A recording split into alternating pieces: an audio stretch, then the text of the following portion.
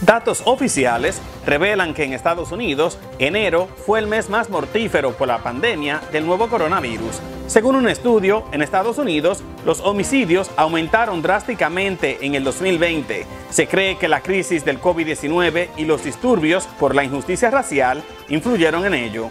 El presidente Biden y los senadores republicanos discuten un plan de rescate económico por el COVID-19, pero no logran llegar a ningún acuerdo. A pesar de su propuesta de reformar el sistema migratorio, el gobierno del presidente Joe Biden ha deportado a cientos de inmigrantes en sus primeros días. Oregon es el primer estado de la nación en despenalizar la posesión de heroína, metanfetaminas y otras fuertes drogas.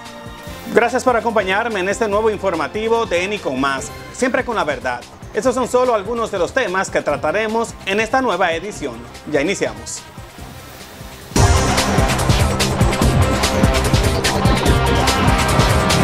Comenzamos en Florida, donde 2 agentes del FBI murieron y 3 resultaron heridos el martes mientras cumplían con una orden judicial contra un hombre acusado de explotación infantil, quien también perdió la vida en este hecho. Según las autoridades, el sospechoso murió durante el enfrentamiento en el que se atrincheró dentro de una casa. 2 de los agentes heridos fueron llevados a hospitales para recibir tratamiento y se encuentran en condición estable. El suceso empezó cuando estallaron disparos a eso de las 6 de la mañana en el complejo residencial Water Terrace en el sector de Sunrise, donde la policía exhortó a la ciudadanía a quedarse en su casa y mantener la calma mientras agentes cerraban el acceso a la zona. Un vecino del área dijo que vio a 2 oficiales tratando de prestar auxilio a alguien en el suelo, quien fue colocado en una ambulancia. Un equipo SWAT llegó poco después y rodeó el edificio, y otro gran contingente policial estaba aglomerado frente al hospital de Fort Lauderdale, donde fueron llevadas las víctimas. El fiscal general del estado, Monty Wilkinson, está al tanto del tema y está monitoreando la situación. El presidente Joe Biden se reunió con senadores republicanos que proponen un paquete de $618 mil millones en ayuda por la pandemia del nuevo coronavirus, pero esto es solamente una fracción de los $1.9 billones que el presidente propuso y que los demócratas prometen aprobar con o sin el apoyo de los republicanos. En el encuentro, los legisladores y el mandatario no lograron ningún convenio, pero los republicanos dijeron que se acordó continuar con las conversaciones sobre su paquete más pequeño, el cual no atendería las prioridades demócratas, pero que podría recibir apoyo republicano y serle atractivo a Biden en sus esperanzas de unificar al país. We outlined for the president the provisions that we have proposed as part of an approximately. La senadora Susan Collins, de Maine, es una de las que encabeza la iniciativa. Collins aseguró que el grupo está preocupado por las familias en apuros, los negocios pequeños que se tambalean y un sistema de salud abrumado, y consideró que la conversación con Biden había sido muy franca y útil, e hizo notar que el presidente también completó algunos detalles de su propia propuesta. Yo sé que el presidente Biden corrió bajando la temperatura, negociando con todas las personas que son importantes, pero lo que pase, lo que tiene que pasar en este Congreso es que primeramente tiene que ayudar directamente nuestras comunidades que han sido impactadas. Y además de eso, que el estado de Nueva York, que es una economía tan importante para el país y para el mundo entero, tenemos que ser parte de esa conversación. Y yo creo que el presidente Biden entiende eso. Y yo espero que mis colegas senadores republicanos entiendan eso también. Pero nosotros tenemos que echar adelante para ayudar a esta economía y ayudar a nuestras comunidades. Los republicanos centran su plan de rescate principalmente en la crisis en los servicios de salud, respaldando la urgencia bipartidista de apuntalar la distribución de vacunas en el país y ampliar las pruebas diagnósticas con $160 mil millones en ayuda, todo lo cual es similar a lo que Biden ha propuesto. Sin embargo, la propuesta republicana ofrece menos ayuda económica a las familias. Los pagos directos serían de $1,000 e irían a menos hogares que los pagos de $1,400 que Biden ha propuesto. Los republicanos también ofrecen solo una fracción de lo que Biden quiere para reabrir las escuelas. Los republicanos tampoco le darían nada a los estados, dinero que los demócratas consideran es igual de importante. El plan de Biden asigna $350 mil millones para mantener a la policía, a los bomberos y a otros trabajadores en sus puestos. Y el plan republicano tampoco incluye prioridades demócratas como un aumento gradual del salario mínimo federal a $15 la hora. A pesar de las conversaciones en la Casa Blanca, los demócratas continuaron impulsando su proyecto en el Capitolio y no están dispuestos a dedicar mucho tiempo a cortejar un respaldo republicano. La congresista demócrata por Nueva York, Alexandria Ocasio-Cortez, reveló ser una superviviente de una agresión sexual. Así lo indicó en una transmisión en vivo a través de su cuenta de Instagram.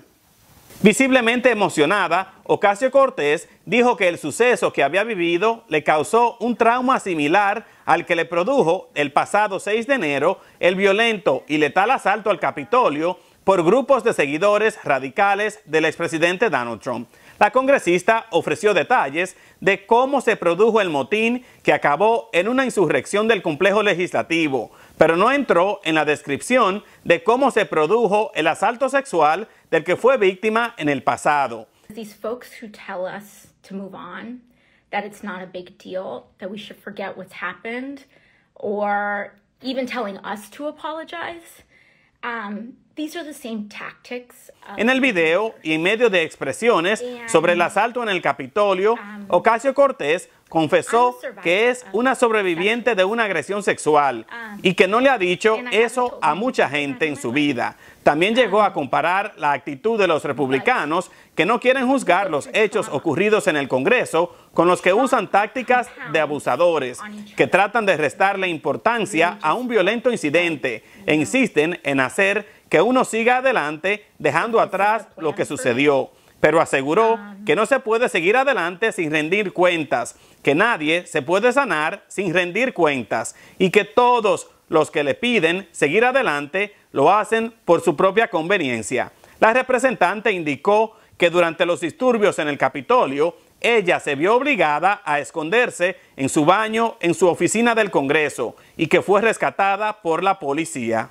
El año pasado en Estados Unidos, los homicidios incrementaron drásticamente en toda la nación y un estudio publicado el lunes deja entrever que la pandemia del COVID-19 y los disturbios en las protestas contra la injusticia racial y la brutalidad policial pudieron haber influido en ello.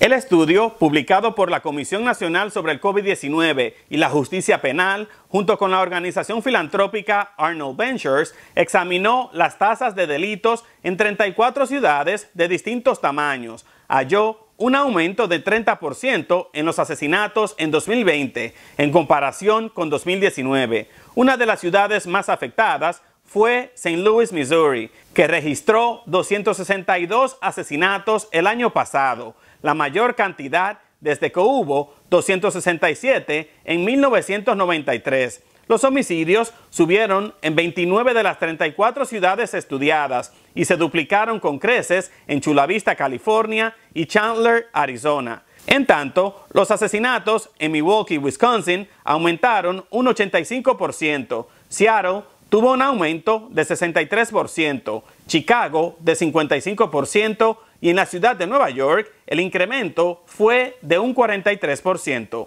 Expertos dijeron que el año pasado agentes policiales de todo el país se vieron obligados a dejar las calles y ponerse en cuarentena, ya sea porque se contagiaron con el COVID-19 o para evitar exponerse a colegas infectados. Incluso cuando estaban laborando, los requisitos de distanciamiento social impidieron que interactuaran de cerca con la comunidad. En el caso exclusivo de Nueva York y otras ciudades, creo que esto es esa tendencia que se está viendo de eliminar la fianza con el objetivo supuestamente de bajar la tasa de encarcelamiento para las comunidades de color. También podemos citar una serie de medidas que los cuerpos legislativos, los concejales de las ciudades, pues han pasado ciertas medidas que a mi entender le han atado la mano al policía, le ha hecho su trabajo más difícil, y añádese a esto una retórica antipolicía por algunos concejales, incluso los alcaldes, que se vivió en medio de todo lo que fue el verano pasado, donde surgió este movimiento de Defund the Police. La crisis del COVID-19 además afectó desproporcionadamente a las poblaciones vulnerables, colocando a individuos que ya estaban en riesgo bajo un estrés físico, mental, emocional y financiero adicional. El coronavirus también generó tensión en la policía, los tribunales, los hospitales y otras entidades encargadas de responder a la violencia y obstaculizó las labores para reducirla, encontró la investigación. Las tasas de homicidios en 2020 superaron los niveles de 2019 en todos los meses, pero el incremento fue mayor después de las protestas masivas desatadas por la muerte del afroamericano George Floyd en Minneapolis en manos de un policía blanco el pasado 25 de mayo. El estudio halló que de junio a agosto los asesinatos subieron 37% en comparación con 2019. La policía de Oregon ya no puede arrestar a alguien por tener una pequeña cantidad de heroína, metanfetaminas, oxicodona u otras drogas fuertes debido a un referéndum cuyo resultado entró en vigor el lunes. En lugar de ello, los que sean detenidos por tener esas drogas recibirán una citación civil como una multa de tránsito y no una citación penal. Deberán pagar la multa de hasta $100 o ser sometidos a un examen médico para ver si necesitan tratamiento contra la adicción. Bajo el nuevo sistema, los centros de rehabilitación de drogas, financiados por los impuestos que en Oregon paga la industria de la marihuana legal, tendrán la responsabilidad de analizar las necesidades de las personas que usan drogas y de evaluar y atender cualquier necesidad en curso mediante un manejo intensivo de los casos y la conexión a atención y servicios. Ello implica que recibirán menos dinero otros programas y entidades que se financian de la misma manera como las escuelas. Y la idea central de este movimiento es mitigar el daño, según ellos alegan, que causa la criminalización del cannabis, especialmente, según ellos entienden, pues esto afecta más a la comunidad black and brown, a la comunidad de colores, a los hispanos, a la comunidad negra. ¿Por qué? Por los niveles de arrestos, el nivel de cancelamiento que se dan en estas comunidades. Pero la pregunta es, para la población y las personas que viven en estas comunidades, ¿a quién afecta más? Y yo creo que a mi entender, estas mismas comunidades son las que son más afectadas, porque con este relajamiento de estas leyes de posesión, de usar estas drogas, lo que crea es un deterioro de la calidad de vida en estas comunidades. Cito como ejemplo la ciudad de Nueva York, California, ¿verdad?, donde la gente está abandonando estas ciudades y se están desplazando a otros centros, como Texas, como Florida, a raíz de eso, porque acuérdate que estamos hablando de posible aumento de impuestos. ¿Por qué? Porque ya el enfoque es en crear nuevos centros de rehabilitación, o sea, es totalmente opuesto a esforzándose más la prevención, la cura, curar a las personas. Los partidarios de la descriminalización de las drogas fuertes, que fue aprobada por amplia mayoría en la consulta popular en noviembre, lo consideran un hito revolucionario en Estados Unidos. Insisten que para combatir las drogas, lo más importante es ofrecer tratamiento a los adictos en vez de meterlos en la cárcel, especialmente porque incluso cuando salen de la cárcel, los acusados quedan con antecedentes penales que les dificulta encontrar empleo o vivienda. Más de una veintena de fiscales distritales se opusieron a la medida, catalogándola de irresponsable y conducente a la aceptación social de drogas peligrosas. Con menos de 2 semanas en el poder, el gobierno de Biden ha deportado a cientos de inmigrantes, a pesar de su promesa de campaña de que frenaría las deportaciones en sus primeros 100 días en el cargo.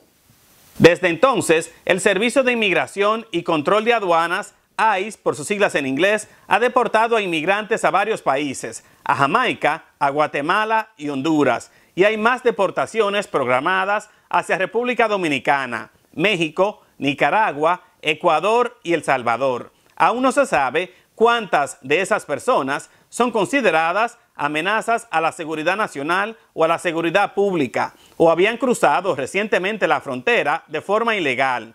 Casos que se consideran prioritarios según las nuevas directrices del Departamento de Seguridad Nacional.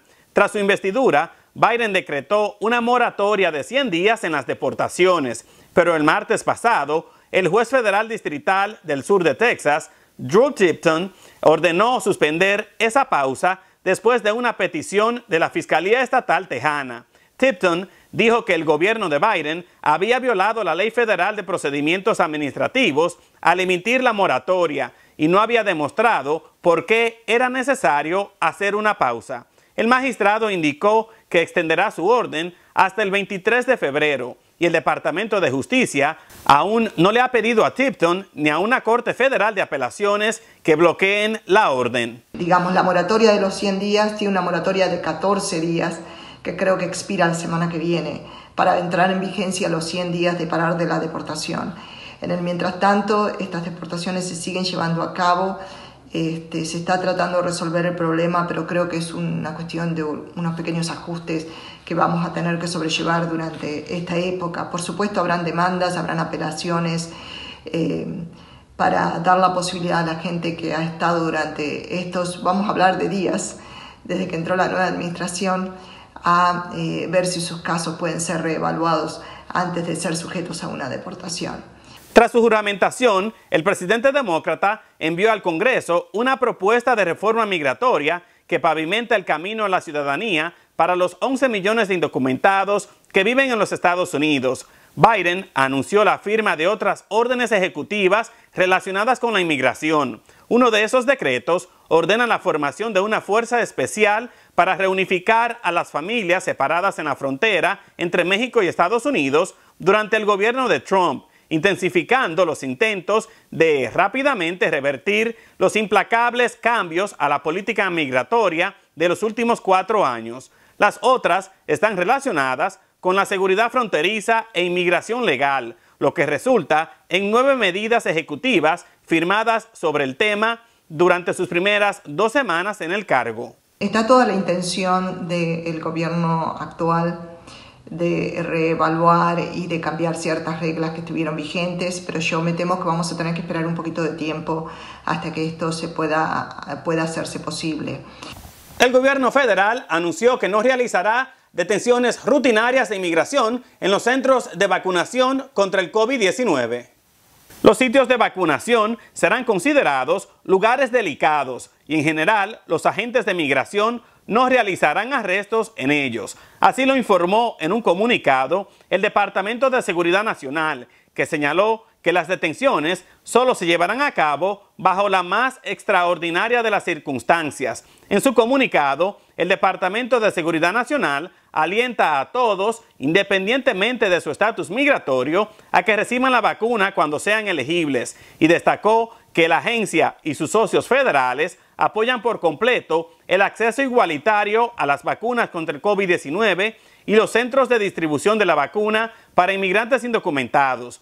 El anuncio es un nuevo ejemplo del enfoque más transigente en torno a la inmigración ilegal que ha adoptado el gobierno del presidente Biden, el cual ha actuado con rapidez para revertir las principales políticas migratorias de su predecesor. Hasta la fecha, el nivel de vacunación en comunidades hispanas no ha sido lo que se supone que fuera.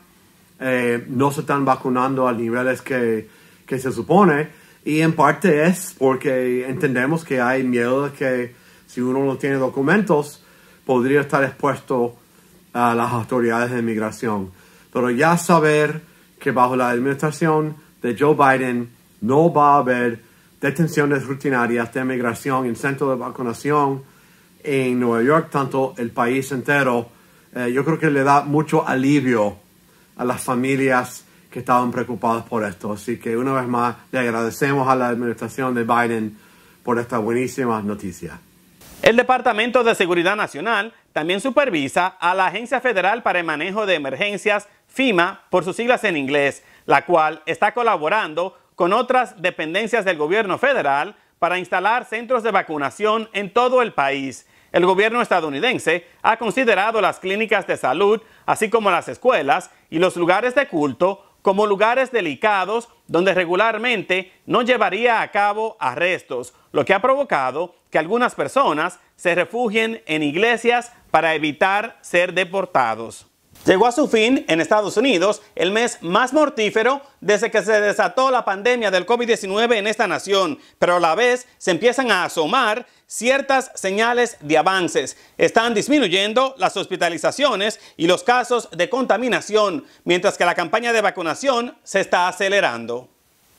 Sin embargo, lo que falta saber es si el país puede cerrarle el paso a la nueva variante del COVID-19. Actualmente, según datos de la Universidad Johns Hopkins, el saldo de muertes en esta nación ahora supera las 444,000, de las cuales más de 95,000 ocurrieron solamente en enero. El promedio diario de muertes se sitúa actualmente en unas 3.150, unas 200 menos de su máximo registrado a mediados de enero. La enfermedad cardíaca, que ha sido por los últimos 15 años, casi 20 años, podríamos decir, la causa número 1 de muertos en el mundo, pues ha sido ya superada por el coronavirus en la última semana.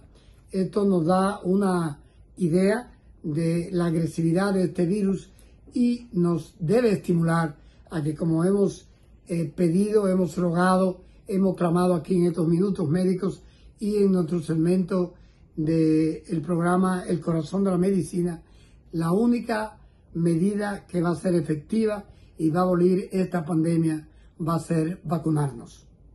Con la llegada de febrero, la cantidad de estadounidenses hospitalizados bajó a menos de 100,000 por primera vez en 2 meses. Los nuevos contagios se sitúan en un promedio de 148,000 diarios, comparado con casi 250,000 a mediados de enero. Además, el número de casos muestra una tendencia a la baja en los 50 estados del país. Tras un lento inicio, la campaña de vacunación, iniciada a mediados de diciembre, está cobrando impulso. With cases high and variants emerging, I want to stress to the American people the importance of taking a few simple actions. La doctora Rochelle Walensky, directora de los Centros para el Control y Prevención de las Enfermedades, dijo que más de 30 millones de dosis han sido aplicadas en Estados Unidos, comparado con las 16.5 millones el pasado 20 de enero, cuando Joe Biden asumió la presidencia. El promedio de inyecciones diarias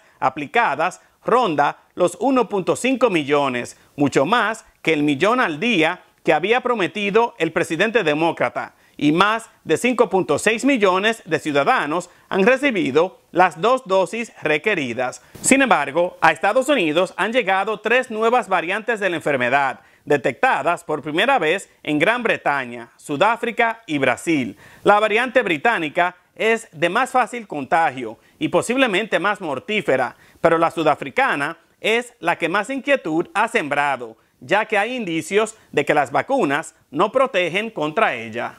La Unión Americana de Libertades Civiles, ACLU por sus siglas en inglés, la principal agrupación sindical de los Estados Unidos, ha elegido a la primera persona de la raza negra para ejercer su presidencia.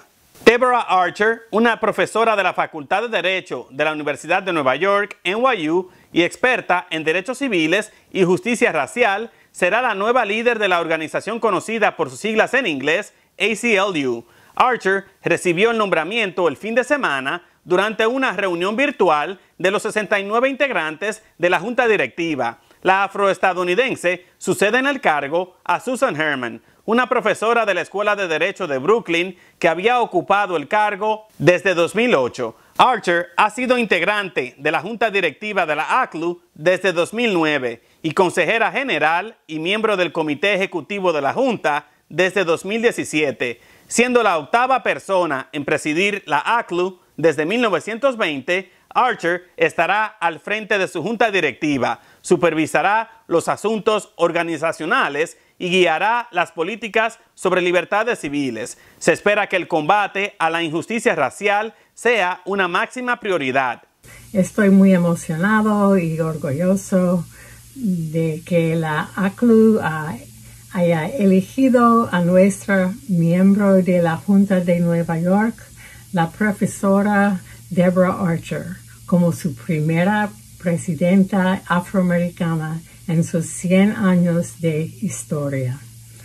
Es una apasionada defensora de la justicia y la igualdad y la líder perfecta de la ACLU en un momento en el que debemos redoblar nuestros esfuerzos para luchar contra el racismo y proteger nuestra democracia.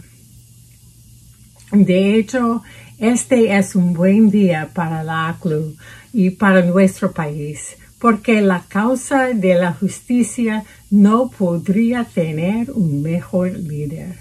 El profesor Archer ha sido un socio activo en varios casos de la NYCLU y la ACLU que presionan por la equidad y en la educación, los derechos de voto y más. Como se dice, gana con mujeres afroamericanas. Las operaciones diarias de la ACLU están a cargo de su director ejecutivo, un puesto actualmente ocupado por Anthony Romero. Durante los 4 años de la presidencia de Donald Trump, la ACLU presentó las cifras sin precedentes de 413 demandas y otras acciones legales contra su gobierno en temas como derechos de inmigrantes, el derecho al voto, los derechos de la comunidad LGBT, la justicia racial y otros temas. La campaña contra el gobierno de Trump avivó un fuerte incremento en donaciones y membresías. Se estima que la sede nacional de la ACLU y sus filiales estatales recibieron cerca de $175 millones en donaciones durante los 3 meses posteriores a la elección de Trump, lo que ayudó a financiar una considerable expansión de personal. Puerto Rico recibirá más de $6.000 millones para prepararse para futuros huracanes y otros desastres naturales. Según el gobernador Pedro Pierluisi, el dinero asignado por el Departamento de Vivienda y Desarrollo Urbano de Estados Unidos irá a proyectos de infraestructura y al desarrollo económico, entre otros. Puerto Rico también tendrá acceso a $3.200 millones para labores de reconstrucción tras los huracanes Irma y María. El gobernador elogió a la administración Biden por su rápida acción. El Congreso había asignado $67.000 millones para la reconstrucción tras el impacto de los huracanes en septiembre de 2017, pero de los $43.000 millones prometidos, la isla solo recibió $18.000 millones, en medio de inquietudes sobre cómo serían repartidos esos fondos. De esa manera terminamos esta edición de ENI con Más, agradeciéndoles su tiempo y su confianza, invitándolos a que me sigan en todas las redes sociales. No se olviden de inscribirse a este canal en YouTube, de darle like a este video y de compartirlo. Deseándoles a todos muy buenas noches. Más noticias el miércoles, los espera ENI con Más. Hasta la próxima.